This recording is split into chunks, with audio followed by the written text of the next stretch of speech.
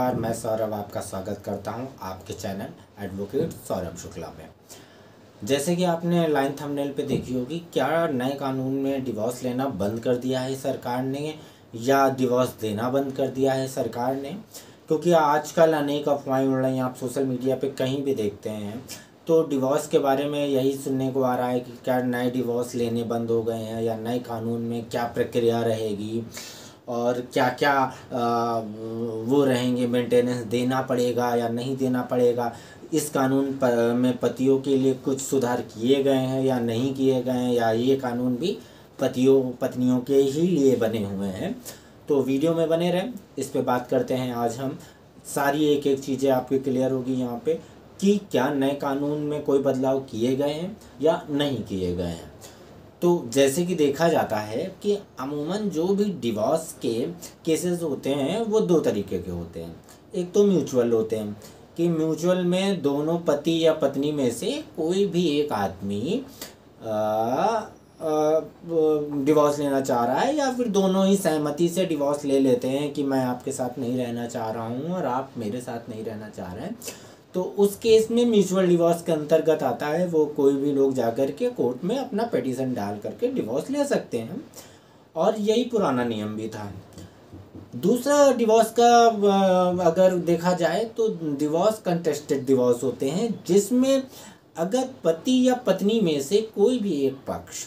पति पे क्रूरता का या अडल्ट्री का या किसी भी प्रकार का आरोप लगा करके डिवोर्स लेता है, या पति पत्नी पे क्रूरता का, अडल्ट्री का या मानसिक प्रताड़ना का या हिंसा का या किसी भी अन्य प्रकार का टॉर्चर, जिसमें एक व्यक्ति दूसरे व्यक्ति से परेशान होता है और वो अब उसके साथ नहीं रहना चाहता है और विवाह विच्छेद करना चाहता है अगर, तो डिवोर्स ले सकते हैं। तो ये दो कारण पुराने कानून में थे। यही दोनों कानून की जो भी प्रक्रिया होती है, यही आप अगर नए कानून में जाएंगे तो बिना किसी बदलाव के यही सेम प्रोसीजर आज भी प्रोसेस हो रहा है कि अगर आप म्यूचुअल डिवोर्स लेना चाह रहे हैं तो भी आपको क्या कहते हैं, सरकार एक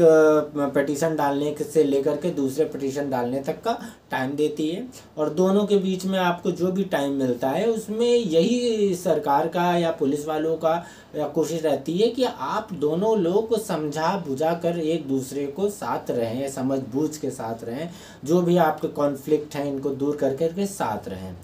और दूसरे जो कंटेस्टेड आपके डिवोर्स होते हैं, जिसमें क्रूअल्टी का ग्राउंड, अडल्ट्री का ग्राउंड या कोई दूसरे ग्राउंड को लेकर के पति पत्नी के खिलाफ या पति पत्नी के खिलाफ केस कर रहा होता है, जिसमें डिवोर्स की डिग्री वो लेना चाह रहा होता है, इसमें भी कोर्ट हो या फिर सरकार हो, चाहती यही है कि डिवोर्स ना हो। लेकिन फिर भी अगर कोई प्रेमी युगल या फिर कोई भी जोड़ा ये नहीं चाहता है कि हम साथ अब रह सकते हैं या रहेंगे,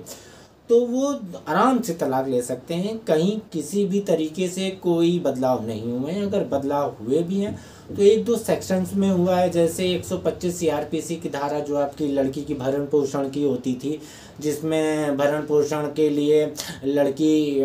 मेंटेनेंस के लिए पति से लेकर के मांग कर सकती थी। अब इसको 144 बीएनएस कर दिया गया है। इतना ही है, बाकी एक दो धाराएं और भी हैं जो इधर से उधर हुए, लेकिन उनका मतलब वही रहता है। इसलिए आप किसी भी अफवाह में ना जाएं। अगर आपका सही जीवन यापन चल रहा है तो बिल्कुल शादी में बने रहें, लेकिन अगर आपको किसी भी प्रकार का डिवोर्स या अन्य किसी भी तरीके का आपको न्यायिक सलाह की ज़रूरत पड़ती है तो आप कोर्ट की ओर या अच्छे वकील की ओर जाकर के रुख कर सकते हैं। धन्यवाद।